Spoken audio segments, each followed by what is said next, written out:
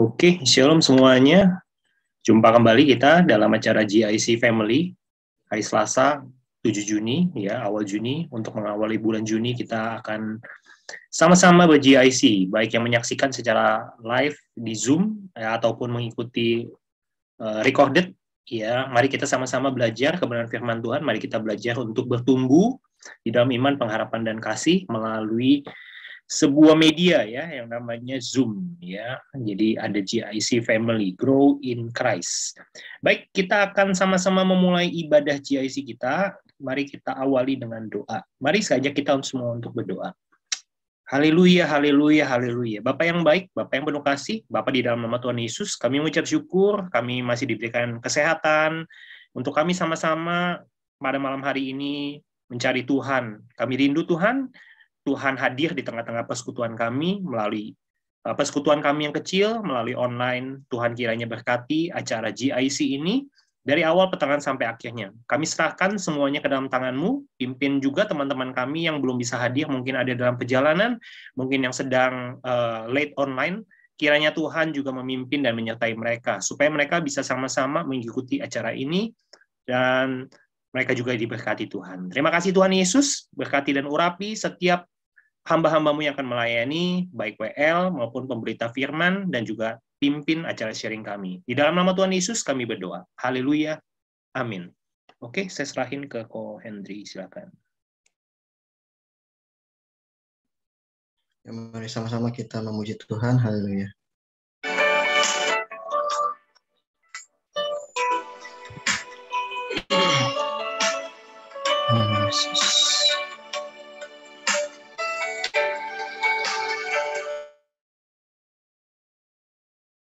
Bila Kau izinkan sesuatu terjadi,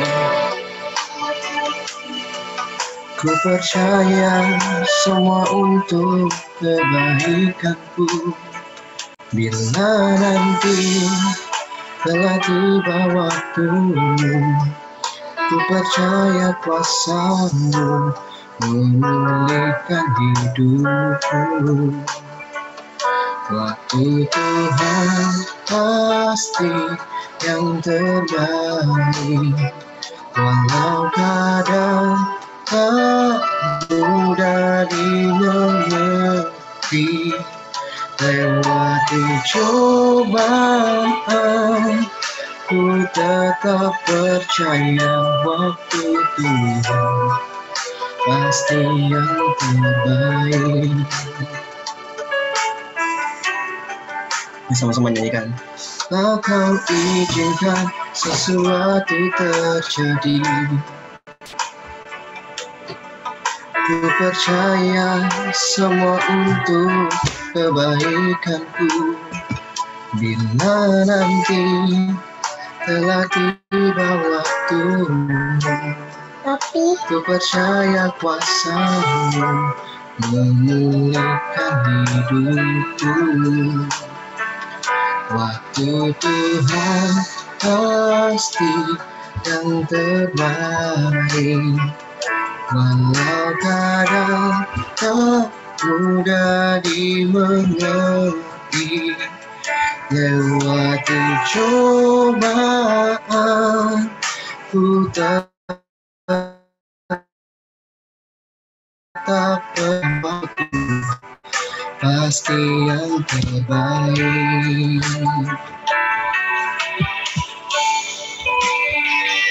Haleluya. Sungguh baik Yesus. Haleluya, haleluya. Tuhan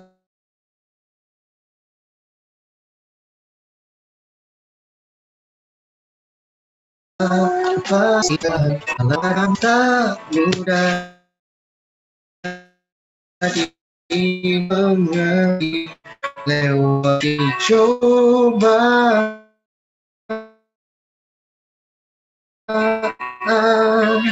tetapi waktu Tuhan pasti yang terbaik, Walau kadang tak mudah dimengerti, lewati cobaan, ku tetap percaya waktu Tuhan pasti yang terbaik. Lewati cobaan, ku tetap percaya waktu Tuhan pasti yang terbaik. Lewati cobaan, ku tetap percaya waktu Tuhan pasti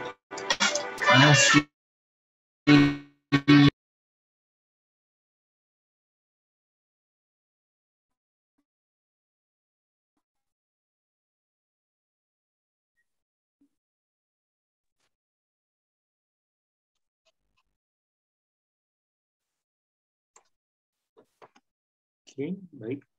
Silakan.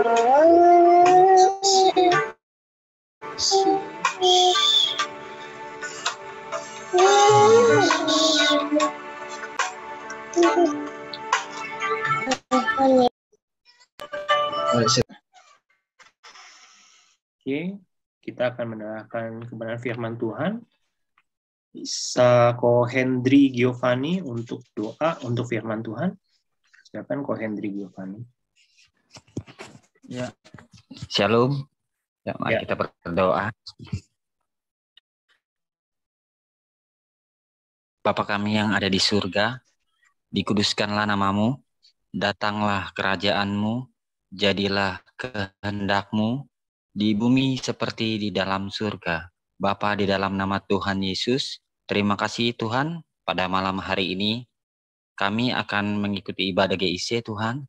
Pimpin kami Tuhan, bimbing kami Tuhan, supaya kami dapat mengerti semua firman yang dibawakan, urapi hambanya yang membawakan, urapi juga kami Tuhan, untuk supaya kami dapat mengerti dan disimpan di dalam hati Tuhan, supaya kami menjalani kehidupan ini sesuai dengan firman yang dibawakan pada malam hari ini.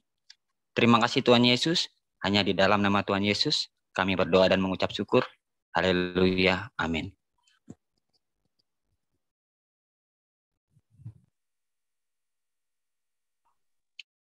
Ya, amin. Baik, suara saya terdengar ya, Bapak Ibu semua.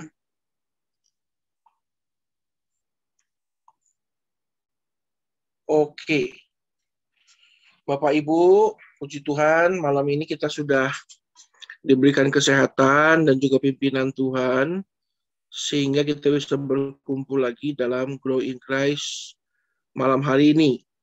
Pak Surudi berhalangan, beliau lagi ada kegiatan yang penting, oleh karena itu saya menggantikan beliau untuk menyampaikan kebenaran firman Tuhan, terutama minggu ini kita sudah sampai kepada pelajaran tentang Allah ya. Ini kalau dalam dunia teologi disebutnya dogmatika saat kita sudah masuk tentang doktrin tentang Allah. Nah, kalau berbicara tentang manusia minggu lalu, maka diarahkanlah oleh para penyusun bahwa minggu ini kita bicara tentang Allah. Kenapa? Maka manusia yang diciptakan oleh Tuhan, manusia yang memiliki rencana Tuhan dalam hidupnya itu memiliki satu objek yang harus dihormati, harus disembah, harus ditinggikan, dan juga menjadi pusat pusat perhatian dari manusia itu sendiri. Nah, makanya kita berbicara tentang Allah. Sehingga kalau kita berbicara tentang Allah, maka dimulailah dengan membahas tentang siapakah Allah itu. Nah, rupanya ada 6 kebenaran nih tentang siapakah Allah. Nah, kita kan seringkali bingung ya. Karena memang manusia itu sangat tidak bisa mencerna Tuhan. Dengan otak kita yang kecil, sangat tidak bisa kita mencerna keberadaan dan kebesaran Tuhan. Oleh karena itu memang ini menjadi sesuatu yang sangat abstrak dan sangat absurd ya. Absurd itu aneh buat kita. Kenapa? Kita nggak pernah melihat wujud Allah ya. Sekalipun kita pernah lihat wajah Tuhan Yesus di lukisan, itu kan bukan lukisan Tuhan Yesus yang benar. Itu kan aktor ya, aktor yang diperankan dan untuk Tuhan Yesus ya. Bukan seperti itu. Memang kita nggak bisa mencerna siapa Tuhan itu. Nah, siapakah Allah itu? Yang pertama, Dia adalah Sang Pencipta.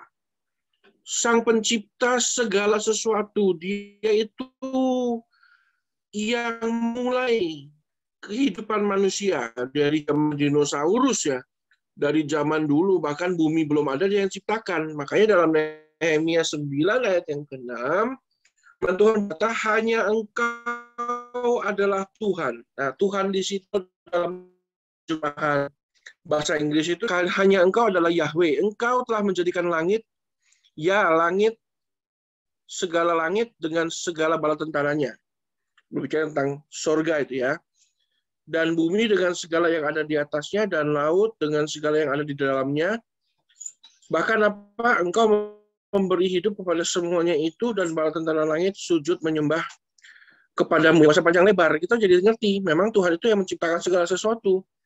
Nah, karena Dia menciptakan, Dialah yang menciptakan segala sesuatu, maka otomatis ya, Dia adalah Sang Penguasa. Dialah yang berkuasa atas segala sesuatu. Nah, Dia yang ya saya yang berasal mobil saya gitu loh. Kalau ada orang tiba-tiba berusaha otak-atik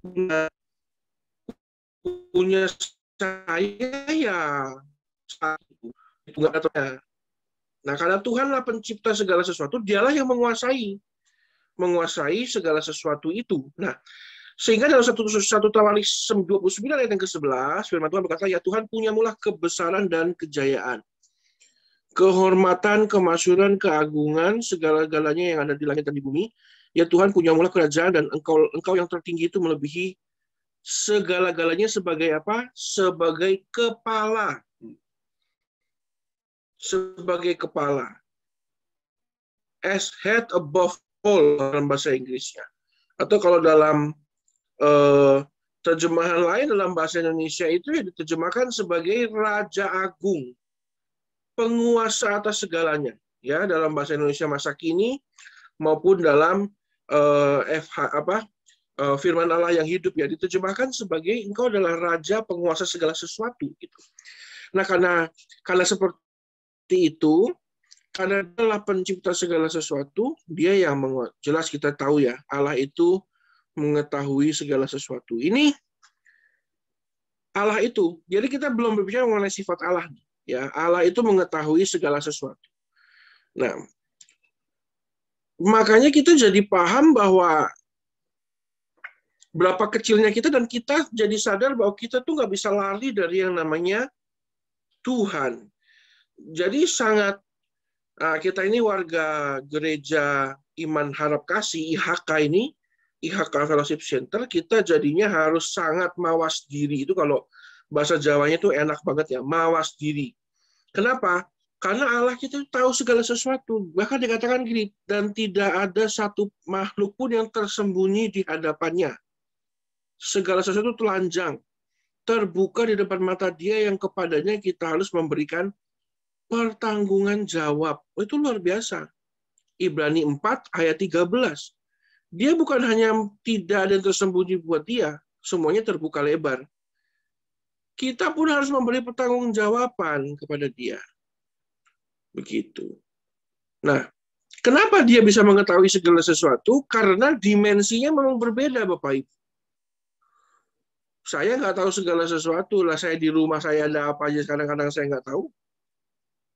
Tapi kenapa Dia bisa tahu? Karena dimensinya berbeda. Jadi kita nggak bisa.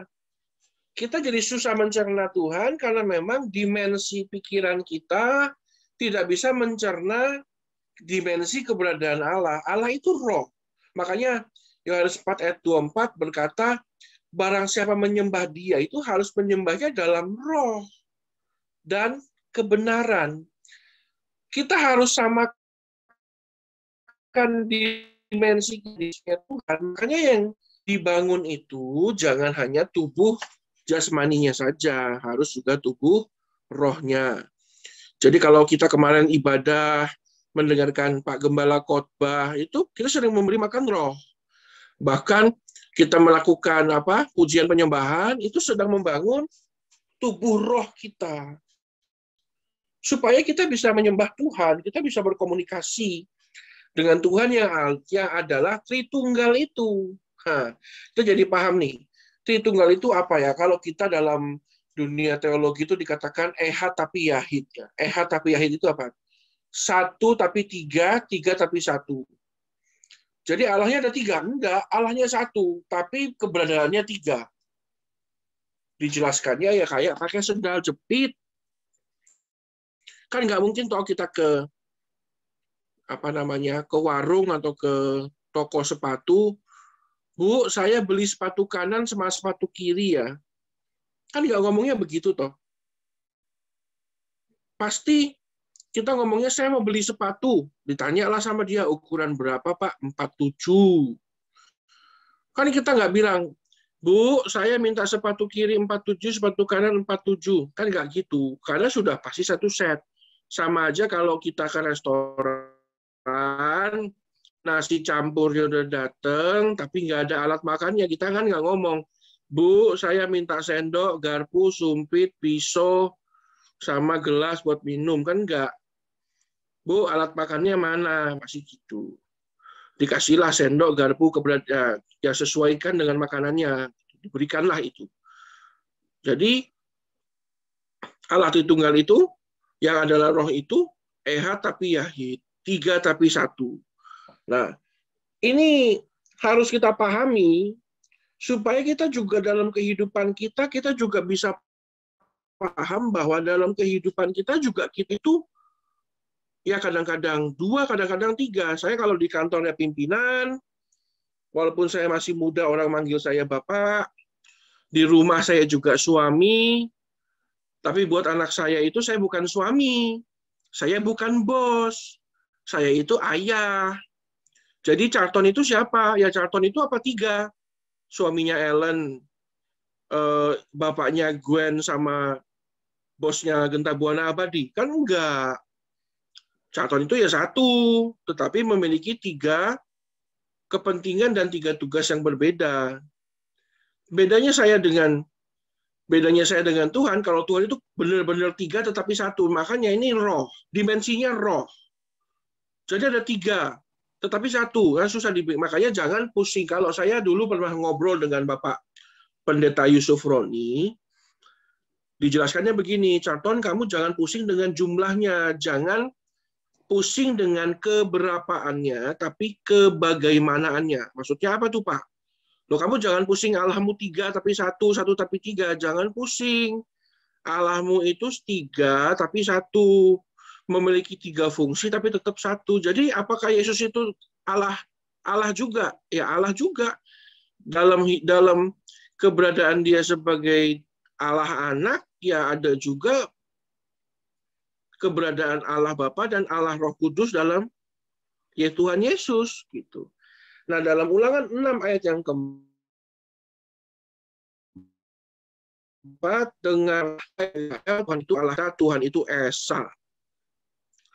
Esa itu berbeda-beda tapi satu. Nah, makanya ada namanya Bhinneka Tunggal Ika. Nah, itu kan berarti berbeda-beda tapi tetap satu gitu loh. Jadi Tuhan itu tiga tapi satu. Sudah saya jadi terlalu panjang bahas di sini, dan dia adalah, nah ini yang paling membuat saya adem. Waktu saya baca ini adem. Allah itu apa? Allah itu pribadi yang dapat kita kenal. Jadi itu dia bukan bukan makhluk yang ada di puncak gunung, deketin dia langsung mati. Enggak, dia ini ya pribadi yang justru dia yang turun kok untuk mendekatkan diri pada kita. Kurang apa Tuhan kita itu? Makanya dikatakan dalam Yakobus 4 ayat yang ke-8, dekatlah kepada Allah dan dia mendekat kepadamu. Waduh, luar biasa. Ini namanya pucuk dicinta ulam pun tiba ya. Kita datangi Tuhan, Tuhan datangi kita. Tahirkanlah tanganmu, hai kamu orang yang berdosa, sucikanlah hatimu, hai kamu yang mendua hati. Jadi rupanya mendekat kepada Tuhan kita juga harus tetapkan diri kita. Nah, jadi kita hanya bersetu Bapak Ibu, tapi juga jadi pinter ini ya. Saya juga baca ini pinter ini. Ada dengan membedakan manusia dengan Allah ya. Satu, Allah itu maha hadir. Nah, Bapak Ibu, PR ya. Bapak Ibu tentunya kalau engkau sayang sama Tuhan, engkau pelajari ini. Mazmur 139 ayat 7 sampai 12, 1 sampai 6, 147 ayat 13 sampai 18. Ini PR baca sendiri di rumah masing-masing. Kalau memang engkau cinta sama Tuhan, engkau pasti baca. Tapi Allah itu maha hadir. Maha hadir, dia mau melihat sesuatu yang kita lakukan. Kalau dalam bahasa bakunya itu omnipresence. Jadi dia hadir di mana-mana. Di rumah saya ada, di rumah Pak Paulus Eko dia Tuhan juga ada, di rumahnya Pak Surven dia juga ada. Jadi dia itu hadir. Karena dia hadir, jadi maha tahu.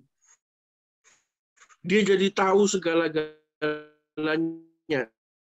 Tidak tahu apa yang terlihat di luar, ada dalam pikiran. Jadi kita lagi mikir apa, dia tahu. Bahkan apa? Karena dikatakan dia juga tahu apa yang mungkin terjadi. Jadi kemungkinannya aja dia tahu, oh ini orang ini nanti bisa belok kiri. Kalau belok kiri dia nanti ke kanan lagi. Kalau ke kanan dia ke kiri lagi gitu loh. Jadi dia tahu, oh ini orang kemungkinan bisa ke sini. Walaupun dia tahu, oh tapi dia tetap akan ke kanan. Gitu. Dia juga tahu apa yang mungkin terjadi dan apa yang akan terjadi. Bapak Ibu, memang ini pelajaran yang sangat biblikal ya. Tapi kalau Bapak Ibu koleksi ini, makanya saya menghimbau Bapak Ibu di GIC, ini setiap kali ada bahan seperti ini, boleh di-shoot ya, nanti di koleksi. Supaya apa? Jadi makin pintar gitu ya. Kita jadi belajar. Nah, buat apa kita buat apa kita punya Allah maha tahu, tapi dia itu, yang tiga itu harusnya omnipotent itu maha kuasa. Ya. Jadi buat apa kita punya Allah maha hadir, ada di mana-mana, lalu juga tahu kita ngapain, kita mikirin apa, kemungkinannya apa, tapi dia tuh nggak berkuasa. Puji Tuhannya kita punya Allah yang berkuasa. Allah itu sangat berkuasa dan memiliki kekuasaan sesuatu dan semua ciptaan. Dia pun berkuasa untuk Tuhan itu tuh nggak kayak apa orang yang abuse of power ya. Dia tahu dia itu punya kuasa lalu dia sembarangan dengan kuasa. Kita ini punya, saya itu beberapa bulan yang lalu ketangkep polisi ya. Ketangkep polisi hanya gara-gara saya putar balik. Saya nggak tahu kalau putaran balik itu nggak boleh putar balik di situ karena memang tertutup oleh pohon. Lalu saya ditangkap polisi, saya diomelin, saya mau dipukul. Saya bilang, Pak, kamu itu mau mukul ya mukul aja. Tapi kamu itu polisi itu kan tidak berhak untuk memperkosa hak asasi orang. Itu namanya abuse of power. Dia tahu saya salah, dia berusaha neken saya. Itu salah itu Bapak Ibu. Ya, Tuhan kita itu rupanya nggak kayak gitu. Dia itu bahkan bisa membatasi, bayangkan kalau kita sudah berdosa seperti ini, dia bunuh kita itu berhak loh Bapak Ibu, tapi dia tahan. Dia membatasi kuasanya dan bahkan apa? Menyalurkannya pada kita ciptaannya, terutama manusia ya Bapak Ibu ya, bersyukur kita itu manusia. Kalau saya sudah pernah pelihara anjing, Pak Paulus Eko juga punya kucing Pak namanya Pak Lucy namanya itu Wicaksono itu Pak, kucing Bapak itu kan tidak ada karunia dalam hidup kucing dan anjing peliharaan kita. Justru kita inilah makhluk ciptaan paling sempurna yang diberikan kuasa. makanya kita jadi punya kuasa, makanya harus berhati-hati dengan pikiran kita, kelakuan kita, dan juga ucapan kita, karena kita punya kuasa yang disalurkan oleh Tuhan. Lalu apa? Tuhan itu maha tinggi. Maha tinggi bukan berarti tiba-tiba tingginya Tuhan tuh 758 meter gitu, yang enggak. Maksudnya keberadaannya itu tinggi, Bapak. Itu dia tuh mulia. Dia itu beda kelas lah sama kita. Kalau kita ini kelasnya kelas jalan tikus, dia itu kelasnya tuh udah planet Mars gitu ya. Jadi beda kelas, Bapak Ibu. Kalau kita biasanya makan warteg terus lihat orang masuk hotel bintang 5 kan enak ya makan di sana. Terus kita memikirkan enak ya di sana ya, kayak gitu Bapak Ibu. Memang Tuhan itu posisinya tinggi, nun jauh di sana, itu kalau kata ibu saya kayak gitu. Nun jauh di sana. Nah, keberadaannya itu lebih besar, lebih tinggi daripada apa? Bukan hanya sama ciptaannya Bapak Ibu, dari semua hal yang dia berasal dari dia. Bima Sakti, bahkan dia lebih besar dari surga itu sendiri. Dia lebih besar dari tahtanya dia sendiri, dia lebih besar dari istananya. Lalu Tuhan itu juga tidak hanya maha tinggi, maha sempurna. Ini semua maha ya Bapak Ibu ya. Maha sempurna, maha kudus, lalu kekal. Nah, Allah itu rupanya tanpa dosa, zero. Dosanya itu zero. Nah, saya baru-baru ini haus Bapak Ibu. Lalu saking hausnya ini beruang kutub yang kehausan itu, saya ke lemari es di Alfamart itu mau ngambil cinco panda itu loh Bapak Ibu. Rupanya ditaruh sebelah bintang zero. Saya masuk mobil, buka, kok rasanya nggak kayak cinco panda. Saya lihat, minum bir. Tapi bir bintang zero, rasanya anggur. Saya lihat buru-buru ini bikin dosa enggak ini? Oh, rupanya minum alkoholnya 0%. Rupanya cuman gaya-gayaan, Bapak Ibu. Minum bir, alkoholnya 0. Ya sama aja, nggak ada alkoholnya. Tuhan kita itu ya kayak gitu. Dosanya tuh 0. Tapi benarnya 100%. Jadi ya, itulah yang membuat dia beda kelas. Maha tinggi beda kelas. Ya. Dan apa? Dia itu tanpa dosa, konsisten tanpa dosa, lalu benar, completely right ya, sangat-sangat benar. Itu dalam kondisi seperti itu, dalam kekekalan. Jadi dari alfa sampai omega, dia itu nggak ada dosa dan selalu benar, luar biasa.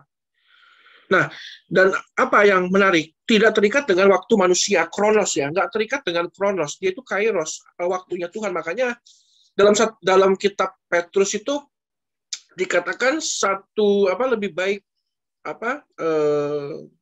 satu hari di pelatarannya daripada 1000 hari di tempat lain. Ya memang karena satu harinya di rumah Tuhan itu 1000 hari satu hari di waktunya Tuhan ya 1000 hari di waktunya manusia gitu. Ya, cara menjelaskannya gimana Pak?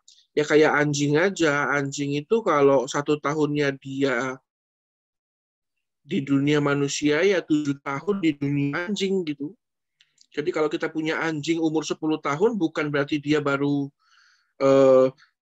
kelas 4 SD kan, tapi dia umur 10 tahun ya. Nah, Allah itu kasih. Jadi Allah itu bukan punya kasih, tapi itu Allah itu kasih. Dan dalam bahasa baku benevolent, apa itu benevolent? Punya kasih Bapak Ibu. Orang kalau punya kasih tapi nggak mempraktekkan kasih itu kan omong kosong. Saya bilang saya mencintai saudara seiman, saya mengasihi Pak Paulus Eko. Lalu Pak Paulus Eko lagi suatu hari mungkin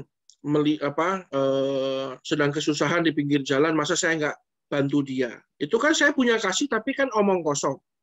Nah, benevolent itu artinya penuh dengan kebajikan. Jadi nggak hanya penuh kasih Bapak Ibu, kasih yang disertai dengan perbuatan itu namanya kebajikan.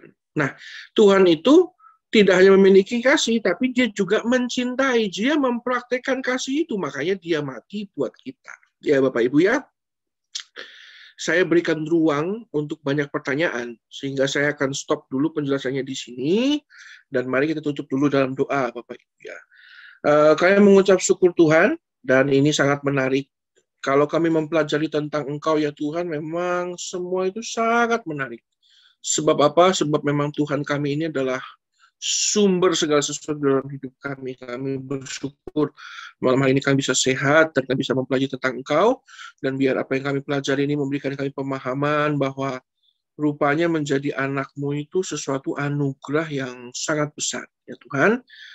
Sekarang kami mau masuk dalam diskusi ya. Kami mau membahas tentang siapa Engkau dan betapa berharganya Engkau dalam hidup kami. Berkati kami, berikan kami hikmat, sehingga setelah kami belajar ini, kami nggak cuma diam dalam pengetahuan kami, tapi kami juga mempraktekkan ilmu kami, sehingga hidup kami lebih baik daripada sebelumnya. Berkati kami semua, dalam nama Tuhan Yesus kami berdoa mengucap syukur.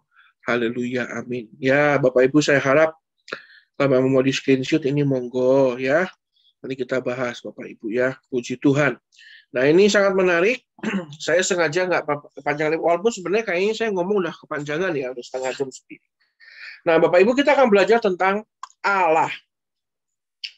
Satu makhluk yang kita pernah tahu, kita pelajari tiap minggu dikotbahin pendeta, tapi kita nggak pernah lihat wujudnya. Banyak orang bilang sama saya, pernah dulu kita bahas, Pak, kalau gitu bagaimana bentuknya Allah, Pak? Tunggu, saya belum mati. Nanti kalau saya udah mati, baru saya kasih tahu bentuknya Tuhan kayak apa. Gitu. Saya sangat pede, Bapak Ibu, saya masuk surga. Makanya nanti saya kasih tahu. Nanti kalau saya nanya Lucifer, nah mungkin saya tanya sama orang lain, Bapak Ibu ya. Siapa tahu dia ke rumahnya Lucifer. Gitu. Nah, Bapak Ibu, kita bahas ini ya. Ini saya juga ucapkan Kesia selamat wedding anniversary ya. Tuhan berkati kamu, ini kayaknya lagi liburan sama kekasih tercinta. Oke, saya akan mulai dulu mungkin dengan, biasanya laki-laki ya, tapi kali ini saya berikan waktu, love-nya muncul itu. Wah, luar biasa.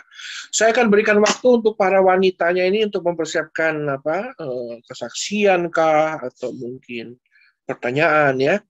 Saya akan mulai dulu dengan yang laki-lakinya. Saya mulai dulu dengan mungkin Pak Hendri. Ya, biasanya Pak Hendri ini terakhir ya. Ini kali ini saya taruh di depan, Pak. Pak Hendri Giovanni, Pak Niki, ada Pak Villa, ada Pak Santo. Bagaimana tentang tema kita hari ini, Pak Hendri Giovanni? Salam, Bapak. Good night. Kok good night? Tidur itu. Good evening. Mr. Hendri, Mr. Hendri lagi siapin bintang zero ini sepertinya. Seperti saya kemarin salah beli. Mungkin langsung dulu ke Mbak Niki. Pak Niki Leoda. Shalom Pak Niki. Selamat malam. Belum di-mute, Pak. Nggak bisa dibuka. Dikunci nih. Oke. Saya akan bukakan. Itu Pak Hendri udah tuh. Nah, Pak Hendri dulu. Oke. Yang mana saja Pak Niki boleh duluan. Pak Hendri boleh. Pak Niki dululah. Pak Niki bagaimana? Kita belajar tentang Allah nih Pak. Ini sesuatu yang abstrak tapi sangat seru diperbincangkan, terutama sifat-sifat Allah ini Pak. Bagaimana nih Pak? Bagaimana apanya ya kalau pendapat saya? Atau mungkin mau ada pertanyaan, atau mungkin bagaimana? Saya sih Bapak saya itu sudah jadi anak Tuhan kan? Bagaimana pengalaman Bapak dengan Tuhan yang engkau nggak pernah lihat tapi disuruh nurut tiap hari gitu Pak? Jadi gini, saya sebenarnya ada yang saya mau pertanyakan, dan ini tadi kan ada bahas soal bagaimana bentuk dan rupa Allah. Nah, jadi kalau misalnya setiap saya punya punya masalah gitu kan, saya kan selalu berdoa dan selalu kan mengucapkan mantra dalam nama Tuhan Yesus gitu kan. Mm-mm. Saya selalu merem gitu. Tapi yang saya mau tanya gini, itu tuh selalu di pikiran saya itu tuh kayak ada gambar putih dan tangan gitu, tangan, dan saya selalu sama tangan saya gitu tos gitu.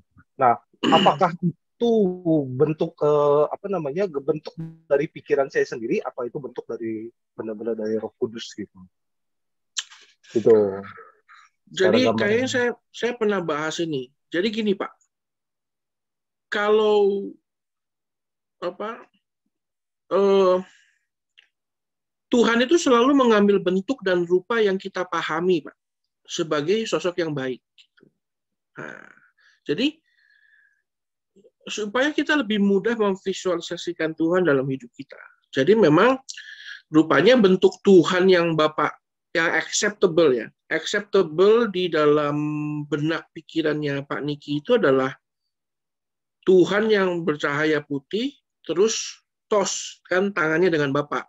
Nah, berbeda juga dengan orang Pak. Contohnya. Kalau ada orang mungkin ngefansnya sama Cristiano Ronaldo misalnya, anak kecil biasanya mungkin ya.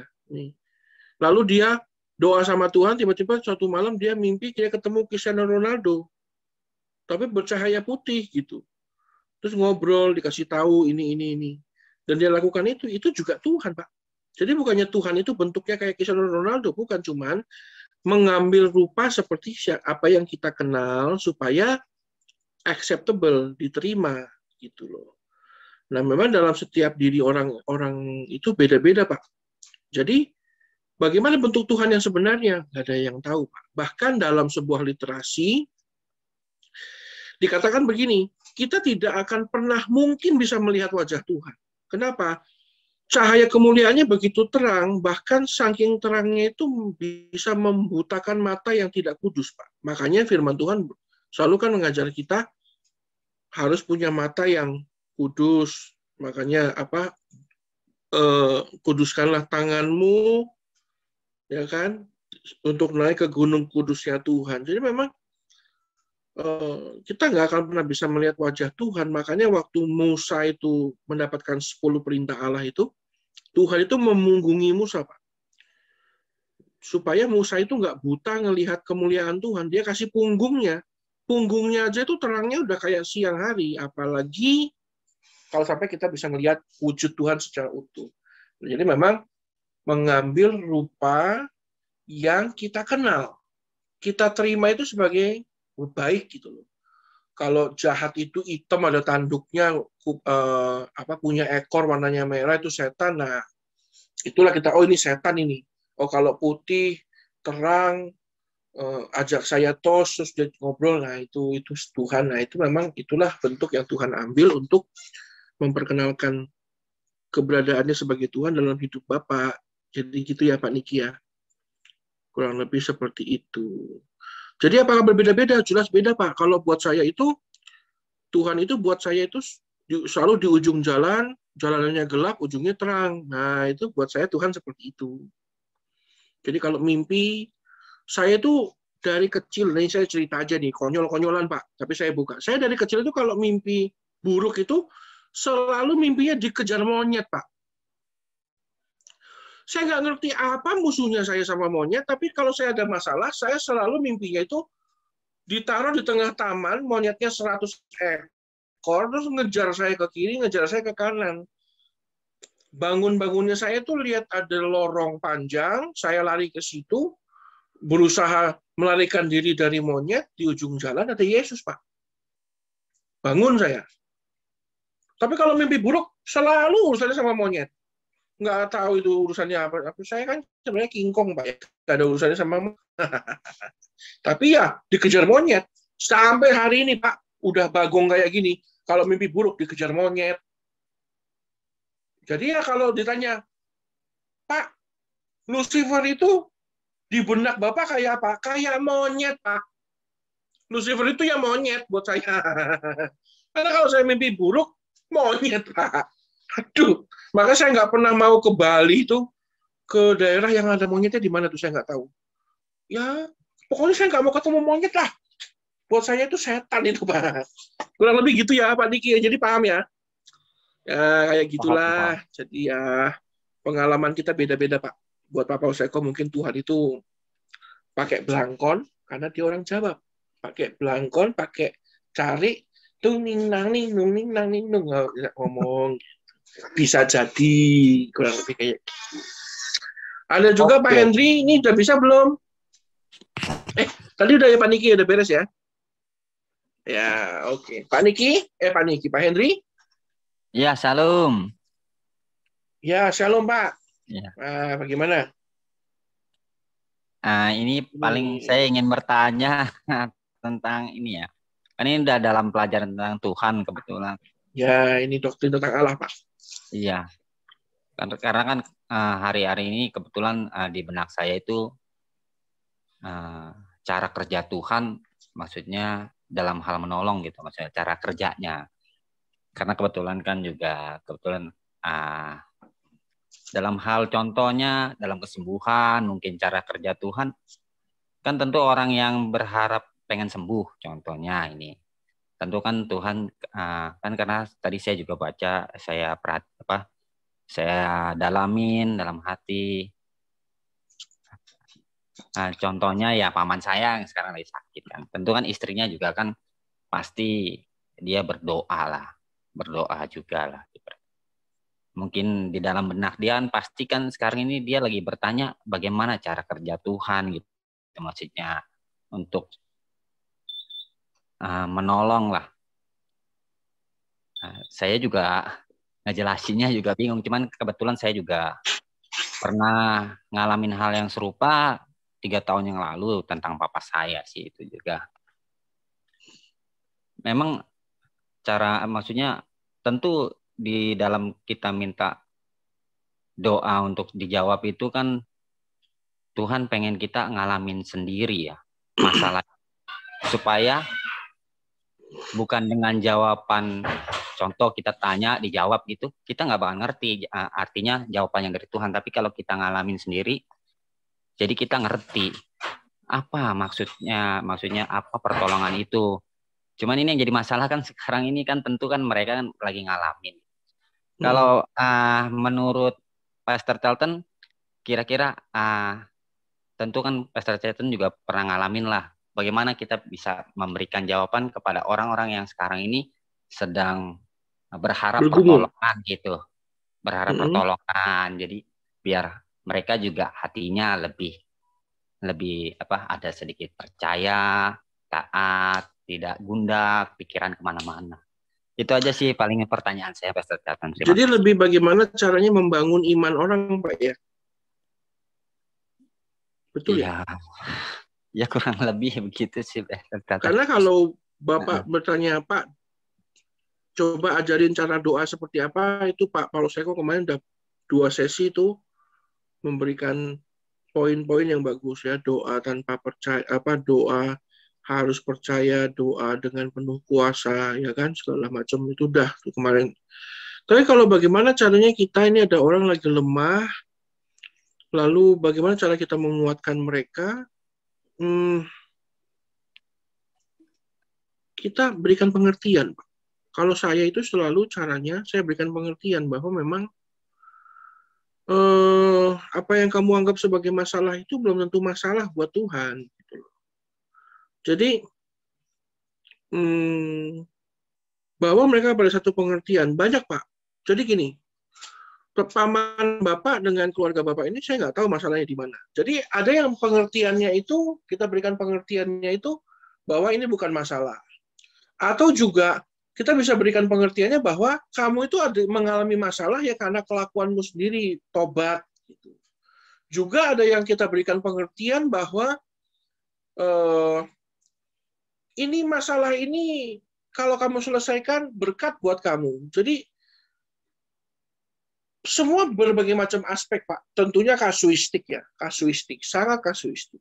Jadi kalau Bapak teman tanya sama saya, Pak, bagaimana cara bangun imannya? Penjelasan saya cuma satu, Pak. Berikan dia pengertian. Bisa memberikan pengertian bahwa Tuhan itu baik, seperti yang terjadi pada Ayub. Kita hanya bisa ngomong sama orang kayak Ayub, Tuhan itu baik. Kalau dia memang kamu mengalami masalah, Tuhan itu baik. Walaupun pada akhirnya Ayub mengerti Tuhan yang memberi, Tuhan yang mengambil. Terpujilah nama Tuhan. Bahkan dikatakan Ayub tidak berbuat dosa dengan bibirnya. Tapi ada juga pengertian seperti anak-anak murid di perahu yang sedang bergoncang gara-gara hujan badai. Kita nggak bisa bilang, sudah ya Tuhan itu baik. Oh, Tuhan gimana baiknya, orang ini lagi gelombang badai kok. Kasih pengertiannya, pertolongan Tuhan nggak pernah terlambat, tenang aja pasti Tuhan tolong kita. Nah itu pengertiannya beda lagi tuh Pak. Gitu. Jadi kalau Bapak tanya sama saya, Pak gimana? Kasih pengertian. Jadi kita memang punya sudut pandang orang ketiga, kita bisa ngelihat dia dari sudut yang lain. Nah, kita berikan mereka pengertian. Tuhan itu baik, Tuhan itu, atau kamu itu ya memang ini konsekuensi dosamu, gitu. Tobat, ya, bisa juga. Jadi berikan pengertian, Pak. Lalu caranya bagaimana, Pak?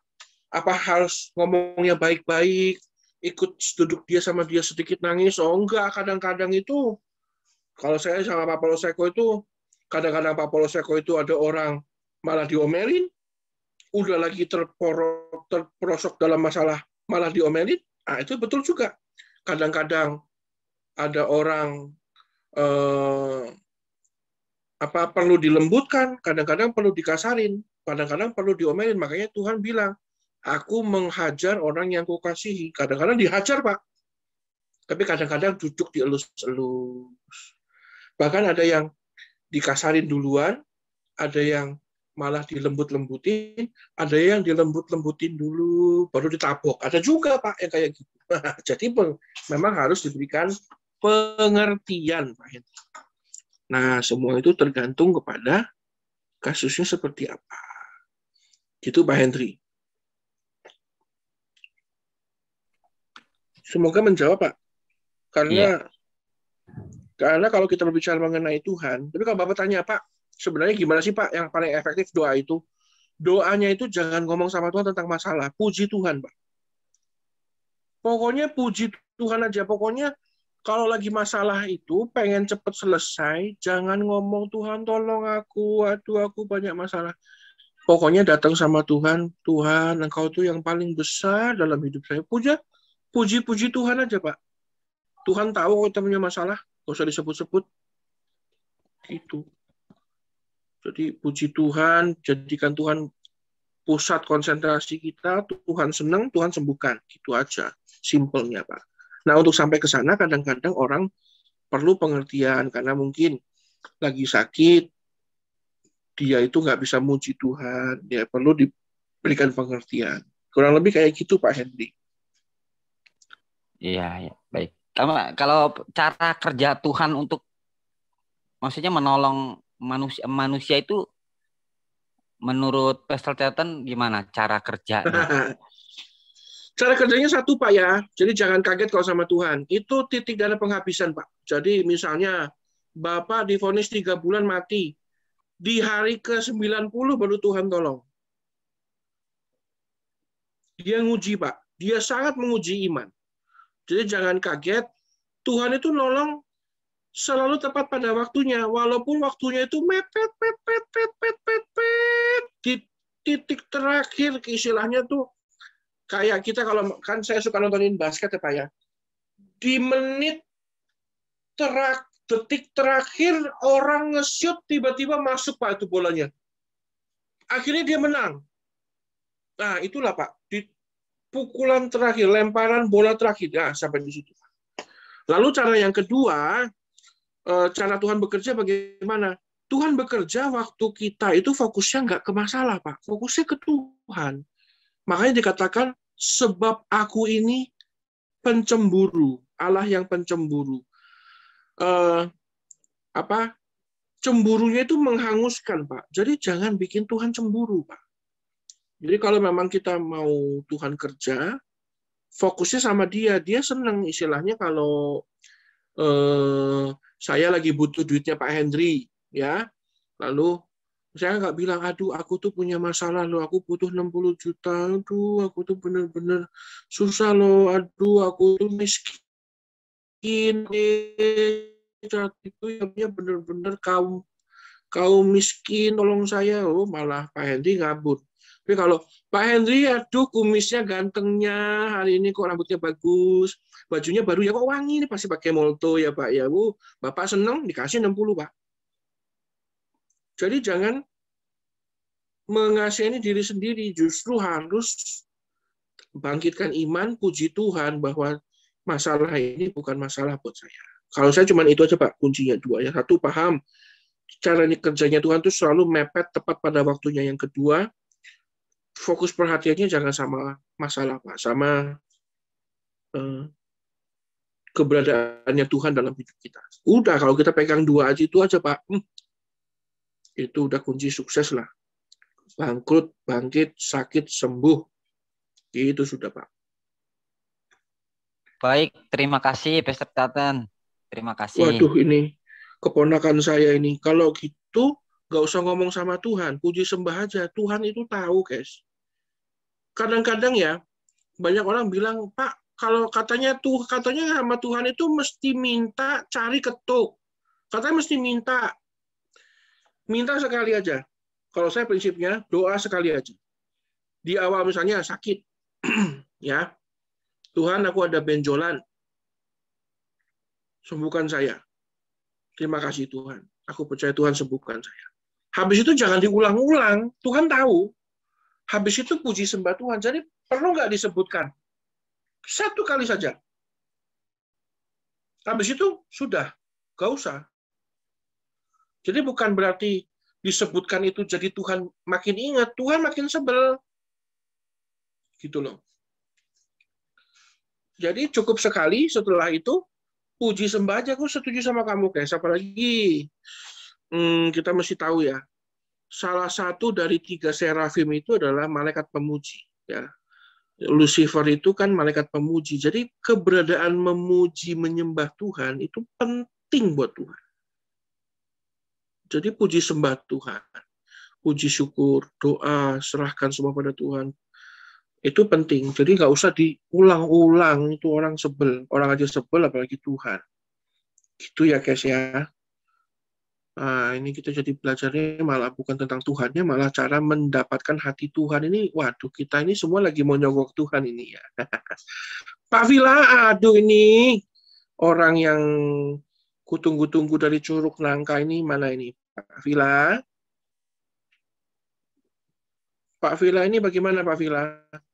Ya, Bagaimana? Apakah Bogor masih kota hujan? puji Tuhan hari ini cerah. Cerah Pak ya. Wah, berarti sudah nggak hujan lagi Pak ya. Ya. Nah, Pak Survila bagaimana nih Pak Survila? Allah ini. Tentang Allah ini. Bagaimana pengalaman Bapak dengan Allah? Ya. Iya, tidak bisa di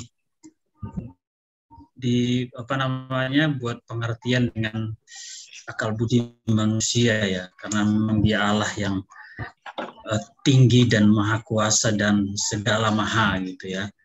Jadi saya pikir memang ini pelajaran yang baik sekali buat saya, untuk saya mengerti bahwa untuk bisa disampaikan juga dan diajarkan pada orang lain gitu ya. Jadi puji Tuhan saya diingatkan lagi di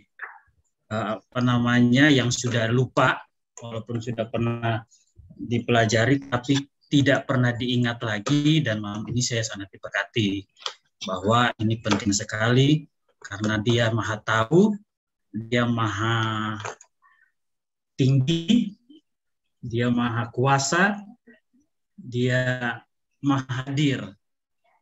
Ya. Seperti yang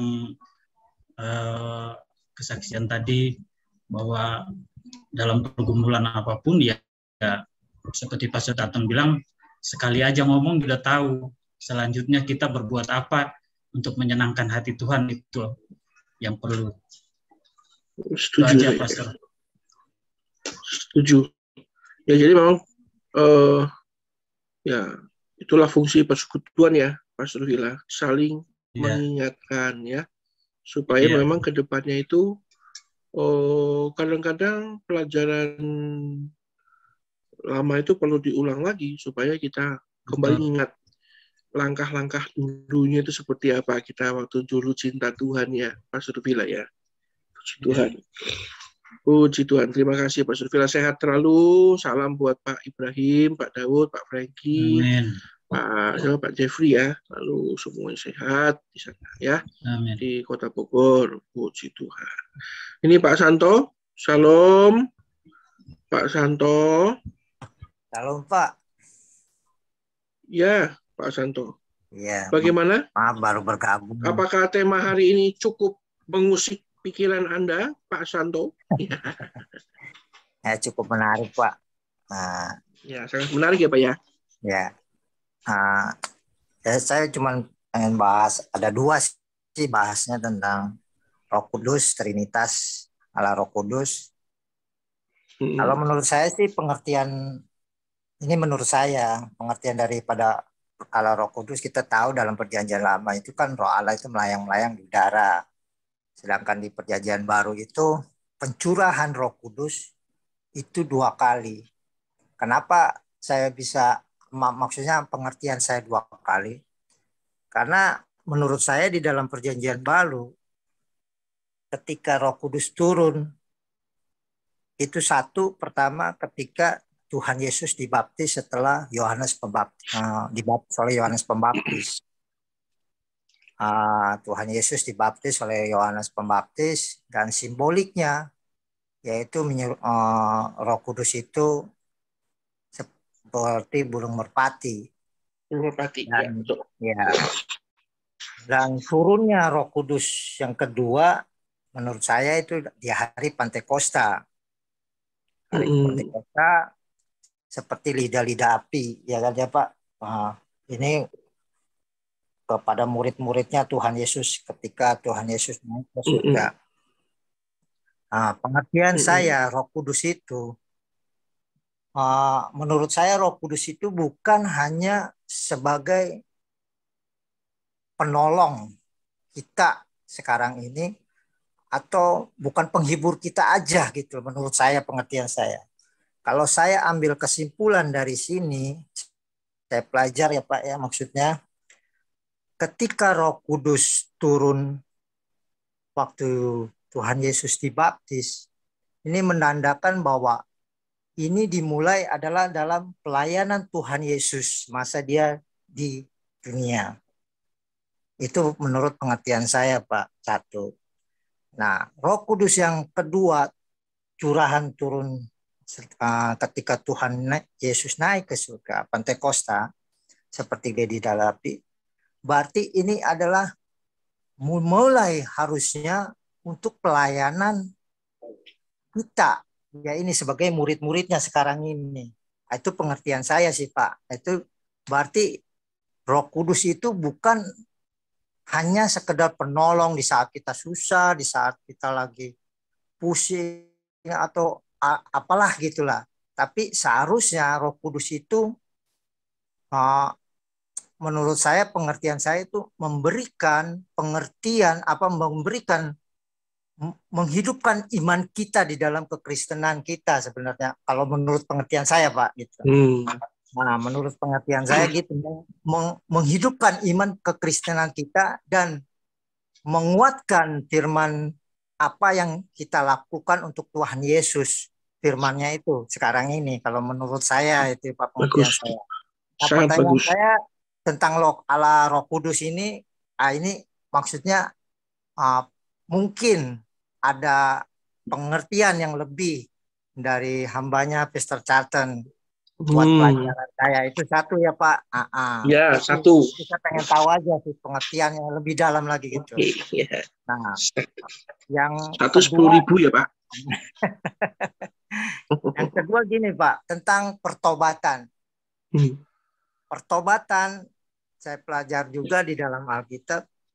Pertobatan semasa Yesus belum di dunia. Kalau saya lihat dari pembelajaran Perjanjian Lama itu pertobatannya melalui persembahan sulung, apa yang misalnya domba sulung atau mungkin anak sulung, mungkin ya seperti yang Musa bilang, katakan persembahkan pertobatannya ya. Nah, itu melalui dengan apa ya, rumah doa itu, imam-imam ya Pak ya, apa namanya tuh yang di tempat suci Bait itu, Allah. Makkah suci ya Pak ya, tempat suci Ya, itu. ruang maha suci. Ya. Ruang maha suci. Nah, pertobatannya itu dengan persembahan seperti itu, ya kan, dan disambar lah cara Tuhan lah mungkin. Yang saya mengerti seperti itu aja. Ini di masa Tuhan Yesus belum hadir di dunia. Pertobatan seperti itu menurut saya pengertiannya. Dan saya tuh lagi di masa sebelum Tuhan Yesus ada di dunia itu, berarti dia ini apakah juga menantikan, setahu saya di pengertian di dalam Alkitab, pengertian bahwa dia menantikan seorang Mesias waktu itu. Menurut saya ini Pak ya itu. Nah, kembali lagi ke masa kita ini sekarang ini. Tuhan Yesus naik ke surga dan kita diberikannya yang mengakui bahwa Tuhan Yesus itu ada Allah. Nah, itu aja sih maksud saya. Pertanyaan kedua, bukan pertanyaan, maksudnya lebih mungkin Pak Certen memberikan penjelasannya seperti apa pertobatan masa sebelum ada, tapi dia mempercayainya kepada Tuhan Yesus itu adalah Mesias sendiri. Itu aja sih Pak pengertiannya. Ya, baik. Ini pertanyaan pertama, ini pertanyaan S1, pertanyaan kedua pertanyaan S2 ini. Iya, Oke, Pak. Jadi saya mengenai tadi pencurahan Roh Kudus 2 kali, satu ya dalam bentuk burung dara itu ya, burung merpati itu dianggap oleh Pak Santo itu sebagai semangat di awal pelayanan Tuhan Yesus, lalu lidah-lidah api sebagai semangat di awal pelayanannya para murid itu. Jangan hilangkan itu dari pikiran Bapak ya, itu bagus. Ya, itu adalah cara Bapak untuk mengerti tentang firman Tuhan. Tapi begini Pak, Roh Kudus itu kalau kami para kami jadi agak sombong ya, bukan, maksudnya para sarjana teologi itu mengkategorikan Roh Kudus itu dalam beberapa simbolik. Nah, saya jelaskan gini dulu Pak. Bangsa Israel itu bangsa yang suka dengan simbol. Makanya 7 itu angka sempurna, 3 itu angka manusia, 6 itu angka setan.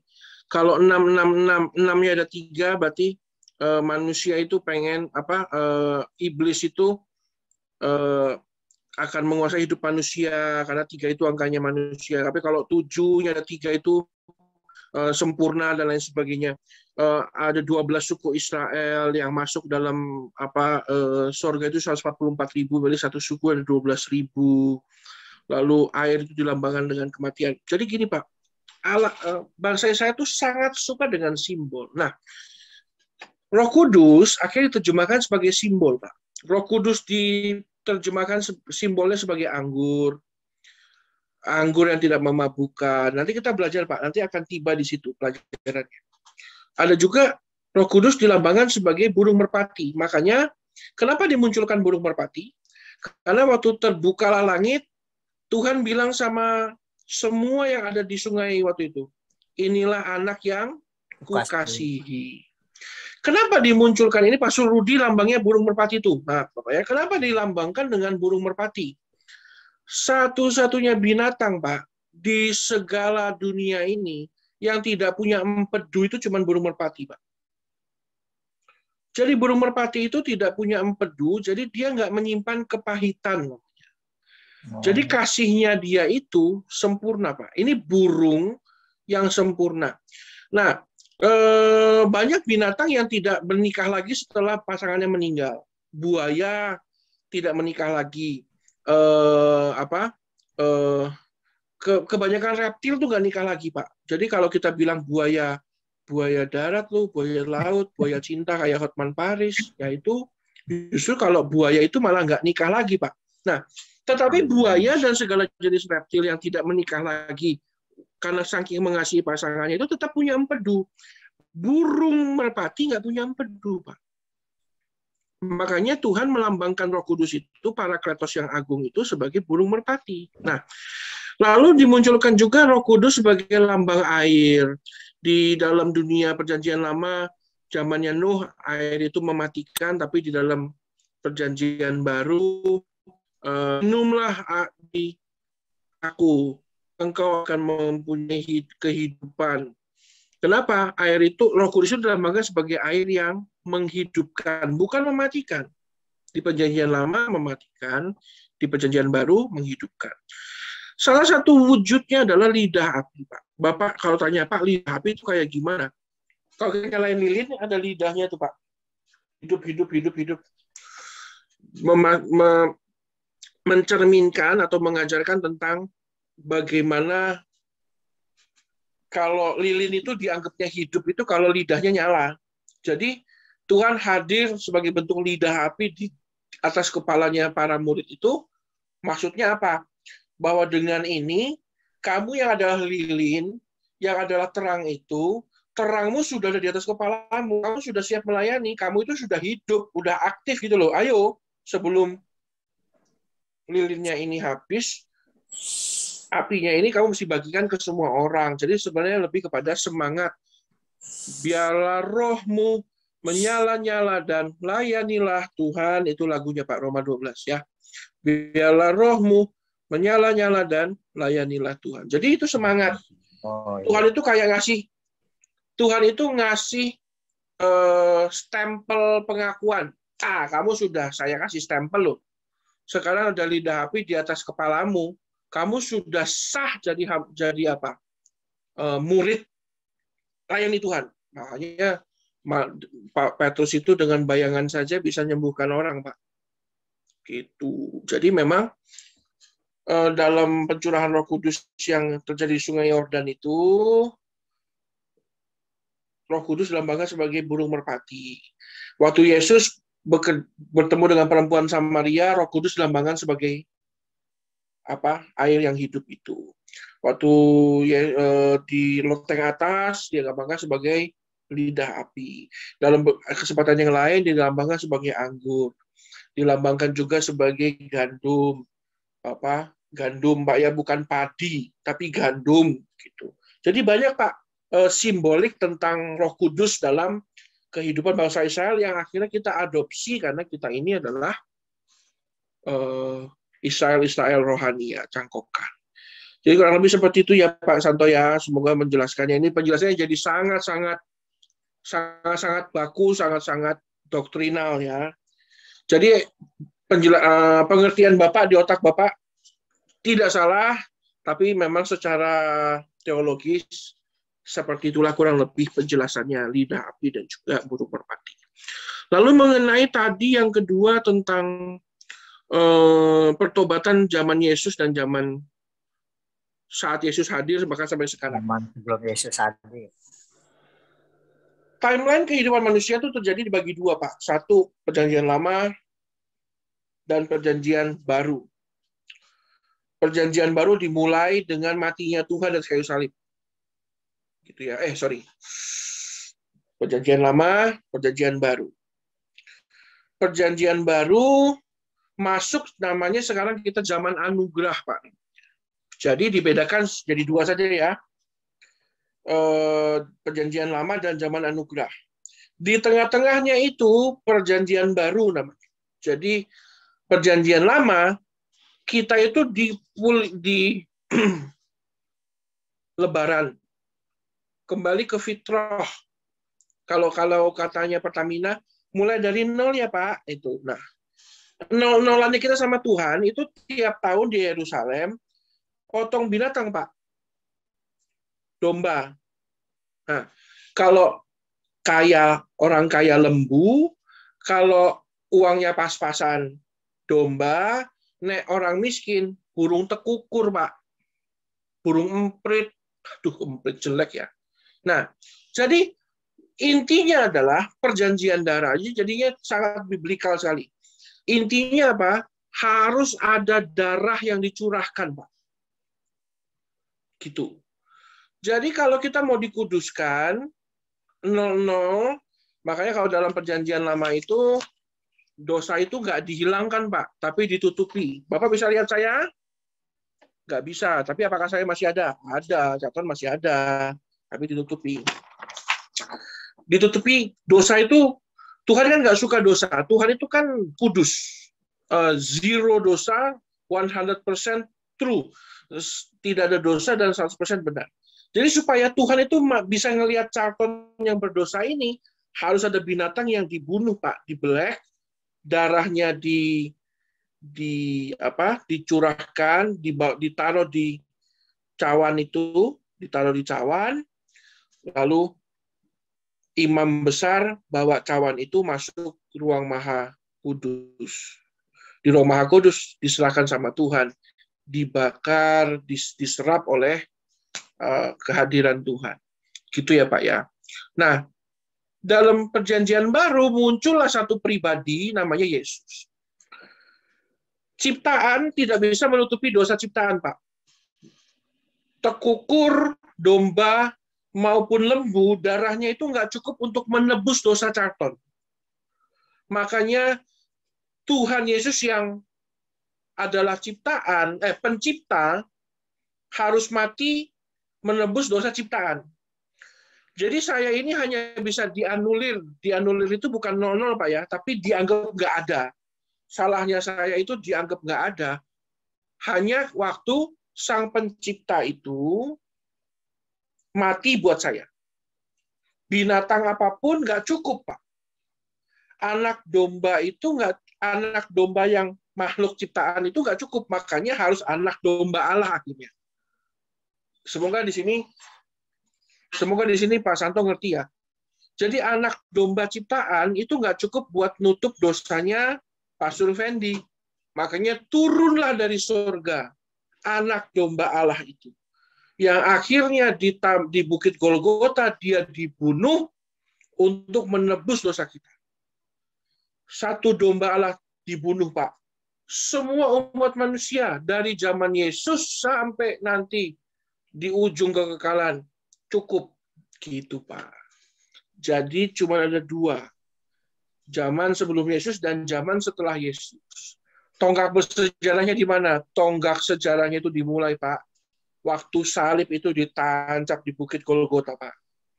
Dulu anak domba ciptaan nggak cukup rupanya. Duitnya nggak cukup, Pak. Tuhan harus turun sendiri mati buat kita.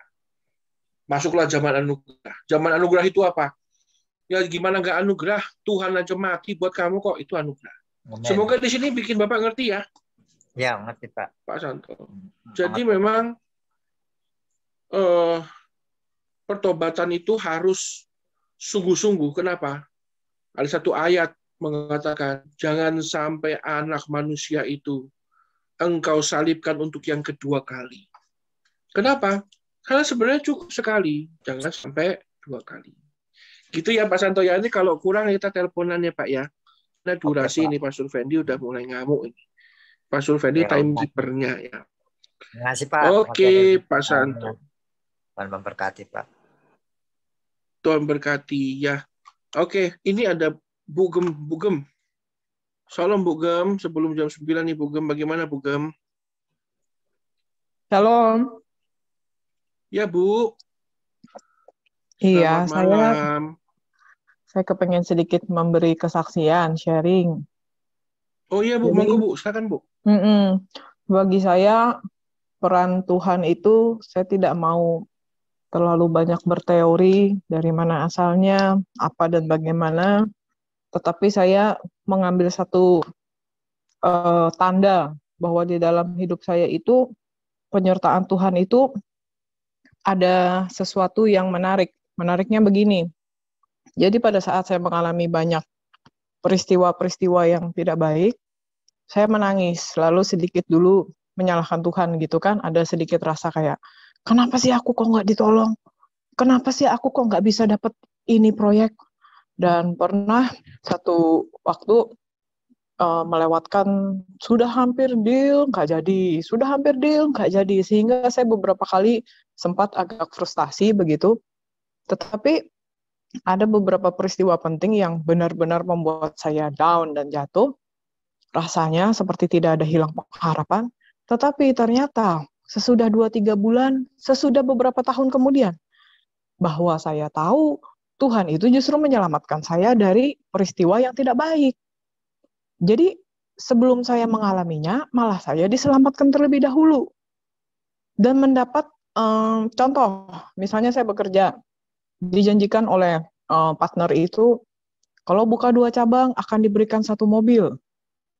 Ya saya sudah buka 2 cabang, tetapi pada waktu itu tidak diberikan 1 mobil. Waktu itu minta mobil CR-V ya. Ya udah Marcel, saya kasih kamu uang DP-nya, sisanya kamu nyicil sendiri. Waduh, saya sakit hati luar biasa, saya keluar. Tetapi pada saat saya habis keluar, tidak lama, nggak sampai 2 bulan, ternyata perusahaannya itu tutup. Waktu itu Great Depression 2008, market juga collapse, sehingga saya diselamatkan terlebih dahulu. Dan sampai panjang-panjang, sampai partner tersebut juga masuk ke penjara, sampai juga berurusan dengan polisi, saya menjadi saksi, 5 jam diperiksa. Nah, dari sini saya mengambil kesimpulan, aduh bersyukur sekali saya nggak ambil itu mobil. Kalau saya mengambil itu mobil, saya menjadi terlapor kedua. Nah, hal-hal yang kayak begini saya sering mengalami dalam pengalaman pekerjaan saya. Jadi dari situlah saya mengambil kesimpulan bahwa Tuhan itu menyertai saya dengan cara yang unik dan menarik. Walaupun pada saat itu saya merasa tidak terima, merasa seperti gagal, seperti kenapa begini, kenapa yang saya tidak mau terima gitu, tidak baik bagi saya. Tetapi pada ujungnya sebetulnya malah menyelamatkan dan membawa kebaikan buat saya. Itu sih sharing saya, Pak Charlton. Terima kasih, Pak. Wah ya, puji Tuhan, Bu. Itulah kenapa kita sebut Tuhan itu omniscient ya. Dia maha tahu. Nah, puji Tuhan. Kesaksian Bapak Ibu semua, bagaimana peranan Tuhan yang maha tahu itu rupanya menyelamatkan hidup kita. Makanya kita harus mendekatkan diri semua pada Tuhan. Jangan sepelekan keberadaannya dalam hidup kita. Puji Tuhan. Terima kasih Ibu Gembala untuk penguatannya. Ini ada Bu Tabi. Citabi masih pakai alat itu yang di gigi. Oh, mana Citabi? Oh, udah keluar. Ada Bu Tri. Salam Bu Tri. Salam Pastor Charlton. Ya Bu. Salam, selamat malam. Selamat malam. Sebenarnya saya juga pengen tanya, cuman udah jam berapa ya? Udah 8:30 ya, Pastor. Skip aja ya, dulu. Pokoknya sampai Pak Survendi menyalakan mic dan memarahi kita baru berhenti, Bu. Kalau enggak, ayo kita lanjutkan terus aja, Bu. Oh, nanya, tapi skip aja dulu dah. Udah 8:30. Kasihan yang lain nanti mau ada yang nanya lagi mungkin. Habis ini Bu Nelly. Habis itu udah, Bu. Bu Nelly Ini terakhir. aja, Bu Tri, nggak apa-apa. Nanti jadi jelawat loh, Bu. Iya deh. Saya cuma mau ini, sebenarnya tadi kan nggak ada pertanyaan ya, karena kalau sifat Allah sama yang pertama tadi apa itu? Siapa Allah? Iya, sifat Allah terus yang pertama tadi ya, sebelum sifat Allah itu kan pokoknya kita udah dikasih pencerahan sama Roh Kudus, jadi udah ngerti artinya. Cuman kok tiba-tiba terlintas di pikiran saya tuh, saya mau nanyain ini yang sifat Allah yang maha kuasa dan maha tinggi, ya itu artinya tuh Pastor, kan sebenarnya maha kuasa itu kan ya sudah termasuk maha tinggi ya, segala-galanya ya, itu kok jadi poin juga gitu loh tersendiri. Jadi maksudnya bagaimana tuh Pastor, artinya apa, maknanya berbeda atau bagaimana? Cuma itu aja sih, pendek aja. Sesuatu yang tinggi belum tentu punya kuasa, Bu. Gitu. Penjelasannya gampang aja. Mana? Sesuatu yang tinggi belum tentu punya kuasa, Bu. Oh iya. Gitu. Tetapi kalau Tuhan itu udah tinggi, penuh kuasa lagi. Jadi Ibu pernah tahu namanya dulu ada Raja Boneka, Bu? Jadi di Indonesia itu dulu ada disebut, dipecah-pecah sama Belanda, Kuprat itu, dibikin Nyong Celebes, Nyong Borneo, Jong Java itu. Oh, ya. Dibikinlah kelompok orang Jawa, kelompok orang Sumatera, kelompok orang Kalimantan, kelompok orang Sulawesi, lalu ditaruh Raja Boneka, Bu, zaman dulu. Ini pelajaran sejarah ya, Bu ya. Iya. Tapi siapa yang berkuasa? Belanda, Bu. Jadi dia tinggi enggak posisinya, Raja-Raja Boneka itu? Sangat tinggi lah, penguasanya orang Kalimantan, rajanya orang Borneo, rajanya orang Celebes, orang Sulawesi. Tapi nggak punya kuasa, Bu. Jadi buat apa tinggi kalau nggak punya kuasa? Gitu. Sama aja kayak Perdana Menteri Inggris sama Presiden Inggris. Gitu loh. Jadi, Perdana Menteri Israel sama Presiden Israel, Bu. Gitu loh. Jadi yang berkuasa mana? Yang punya kuasa Perdana Menterinya, Bu. Presidennya tinggi posisinya di atas Perdana Menteri. Tetapi yang punya kuasa siapa? Perdana Menteri, bukan Presiden. Gitu. Jadi buat apa tinggi kalau nggak ada kuasanya, Bu? Kayak gitulah, coba kurang lebih penjelasannya. Gitu. Jadi memang Tuhan kita itu makanya dipisah antara maha kuasa, omnipotent, sama maha tinggi. Atau kalau maha tinggi itu dalam bahasa Israelnya itu El Billion. Dia itu banyak ciptaan, banyak bentuk, banyak makhluk yang diciptakan. Dia tuh di atas, Bu. Dan semuanya ditumpuk jadi satu, itu penjelasannya ya. Semua ciptaannya itu ditumpuk jadi satu pun mencoba meraih Tuhan pun nggak keraih, Bu. Saking tingginya dia. Jadi semua makhluk ini ya bersepakat, ayo kita tumpuk-tumpukan yo. Tumpuk-tumpukan yo, main tumpuk-tumpukan, kita coba raih Tuhan, nggak capai, Bu. Saking tingginya dia. Gitu. Itulah penjelasan tentang siapa Tuhan. Jadi memang dalam posisinya akhirnya dalam hidup kita harus yang paling tinggi itu Tuhan. Jangan duit, jangan jabatan, jangan apapun. Karena memang yang paling berkuasa juga Tuhan. Bu Tri, penjelasan saya. Berarti Pastor, dari 6 poin itu yang di sifat Allah itu memang paling luas pengertiannya, kan maha kuasa itu sudah mencakup semuanya kan, Pastor? Iya, tapi kan maha kuasa belum tentu maha tahu. Maha tahu belum tentu maha hadir. Maha hadir belum tentu maha tinggi. Jadi itu semuanya harus dipisahkan. Kalau tidak dipisahkan, Bu, maka tidak ada yang membedakan antara Tuhan dengan manusia. Gitu. Ataupun dengan ciptaannya yang lain. Gitu. Jadi memang dia itu harus ditempatkan maha tahu, karena dia maha kuasa, karena dia maha kuasa jadi maha hadir, karena dia maha hadir jadi maha tahu, sehingga dalam posisi apa? Dia kekal, dia sempurna, dia kudus, dan dia penuh kasih. Posisinya tinggi. Wah, jadi lengkap, Bu. Benar-benar lengkap Tuhan kita itu. Gak ada yang nyaingin sudah. Maka kata kuncinya akhirnya semuanya itu harus ada. Gitu ya, Bu Tri ya. Ya, makasih, Pastor. Tuhan berkati. Tuhan berkati. Bu Nelly, ada yang mau ditambahkan, Bu Nelly? Sebelum saya serahkan kepada Pastor Fendi dan juga Pastor Paulus Eko Dianto. Bagaimana, Bu Nelly?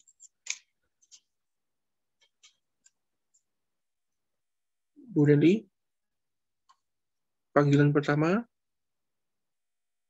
Mediasi panggilan kedua? Mediasi panggilan ketiga? Muncul dia. Shalom, Bu Nelly. Shalom, Pak. Ya, Bu, shalom. Gimana? Pak? Ini firman-Nya menceritakan tentang masalah doa ya, Pak ya. Memang kalau doa itu belum terjawab, kita merasa gimana gitu seperti yang saya alami juga, tapi saya minta tuntunan Tuhan agar Roh Kudus bekerja dalam hidup saya, agar saya diberi kekuatan dan kesabaran dalam menanti jawaban Tuhan, karena doa itu di apa namanya ya, hanya Tuhan yang tahu yang terbaik, bukan kehendak kita, kehendak Tuhan. Jadi doa itu adalah komunikasi antara kita kepada Tuhan. Apa yang kita minta adalah harus sesuai dengan kehendak Tuhan. Demikian Pak yang saya sampaikan, Pak. Makasih. Ya, baik Bu. Waktu Tuhan jadi pusat kehidupan Ibu, maka saya percaya Tuhan pasti tolong Ibu.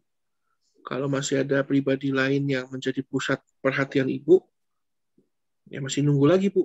Tuhan harus memproses. Saya serahkan ke Pak Surfendi dan Pak Sur Paulus Eko supaya merangkum dan memberikan kita kekuatan yang baru. Monggo. Ya, thank you Pak Charlton. Mungkin ke Pak Agem aja untuk closing statement-nya. Oke.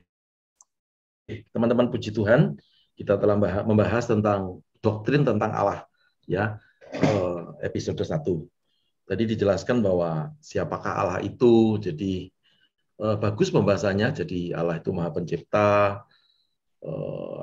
menciptakan segala sesuatu dan seterusnya. Tadi kalau tidak salah ada 5 ya.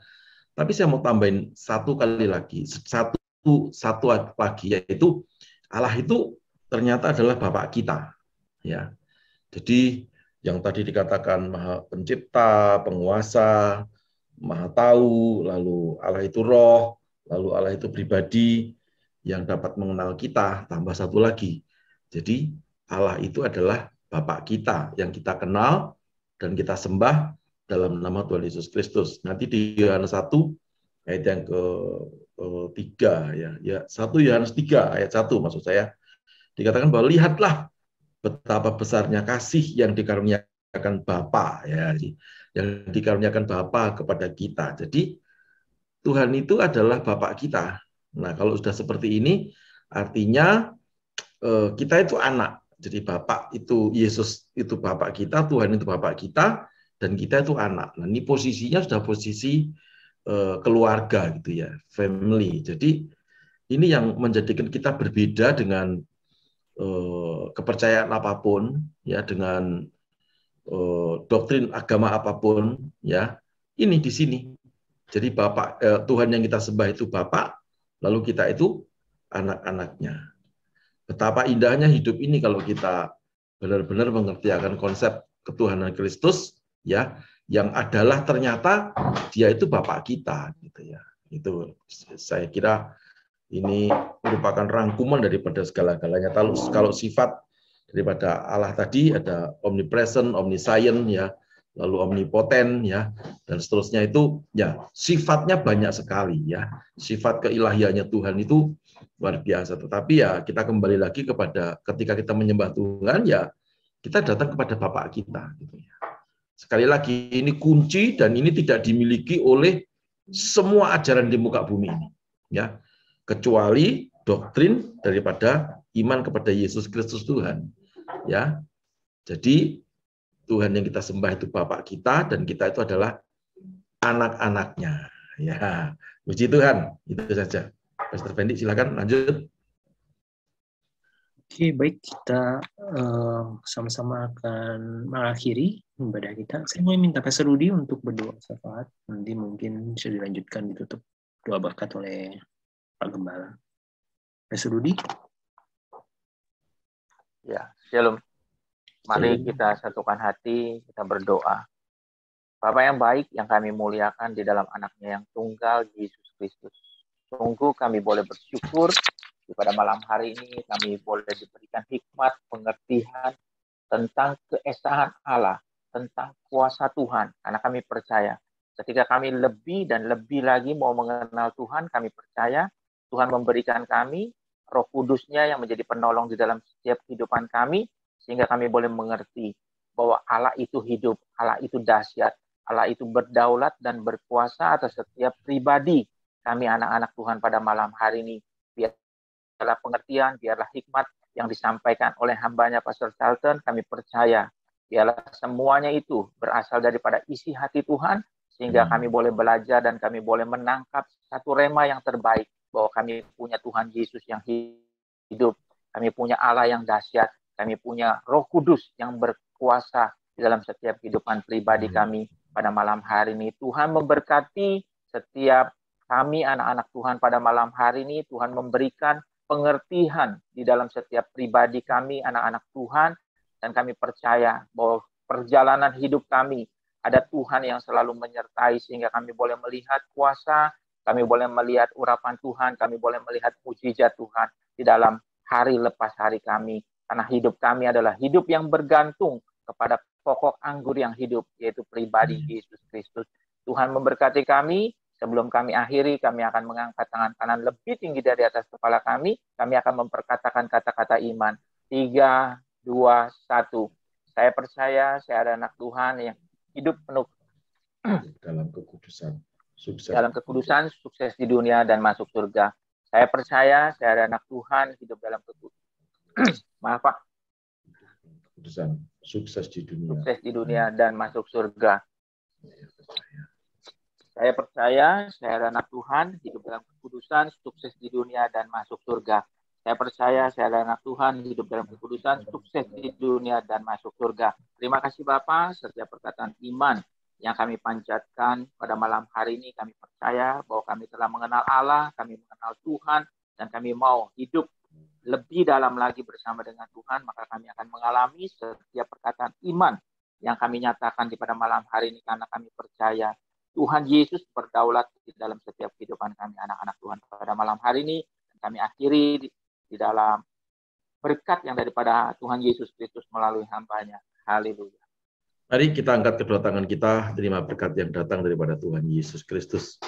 Kekasih-kekasih Tuhan, terimalah berkat yang melimpah-limpah dari Allah Bapa, persekutuan dan kasih sayang dari Tuhan kita Yesus Kristus, penyertaan, penghiburan, serta kuat kuasa dari Allah Roh Kudus, menuntun, menyertai, memberkati, menjadikan kita kepala dan bukan menjadi ekor, naik terus dan tidak pernah turun, mulai sekarang sampai selama-lamanya. Dalam nama Yesus kami berdoa. Haleluya, semua berkata, amin. Amin. Puji Tuhan. Saya minta tetap tinggal, Pastor Fendi, Pastor Charlton, Pastor Rudi Wijaya. Ya, puji Tuhan. Yang lain silakan dan selamat malam. Sampai ketemu hari Kamis. Miracle is Free, juga hari Minggu ibadah 2 kali. Tuhan Yesus memberkati. Selamat malam. Selamat malam.